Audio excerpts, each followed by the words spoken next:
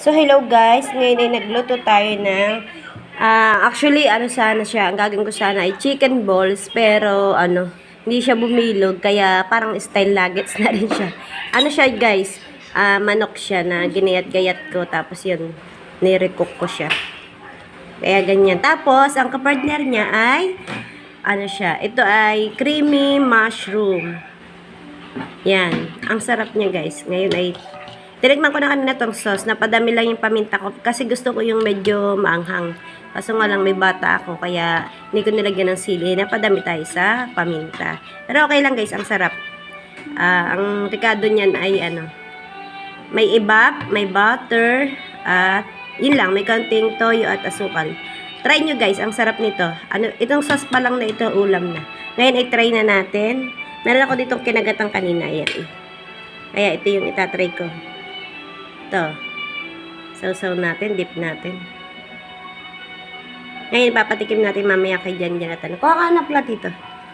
Kay Janjan. Papatikim natin. Ako muna. Ngayon, kumain.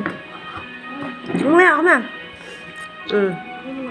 Ngayon naman yung sige. Nagtingin si Kuya. Ang sarap guys. Hindi po na. Ngayon ay si Janjan papatikim na. Ayan guys, ganyan.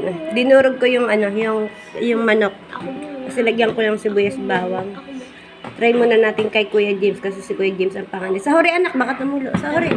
Sahuri dito. Yan.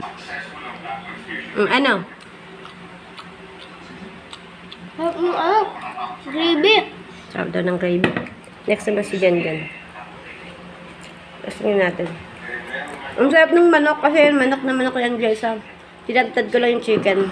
Kaya siya yung chicken nuggets na. Ayan. Dip natin sa sauce. Ano sasabi mo? Sarap. Ayan guys, try nyo na din. Gusto ng mga bata. Bagay siya sa chicken. Bagay Ay, siya. sa rice. Bagay siya sa rice. Pambaon, pang almusal ng kids nyo, pag may pasok. Yan. Try nyo na ang chicken nuggets with mushroom sauce. Wala lang to guys, mushroom. Ang kulang lang nito ay mushroom kasi medyo mahal yung, mushroom. Kaya hindi ko na nilagyan. Pero yung procedure guys, same lang din naman ng mushroom sauce.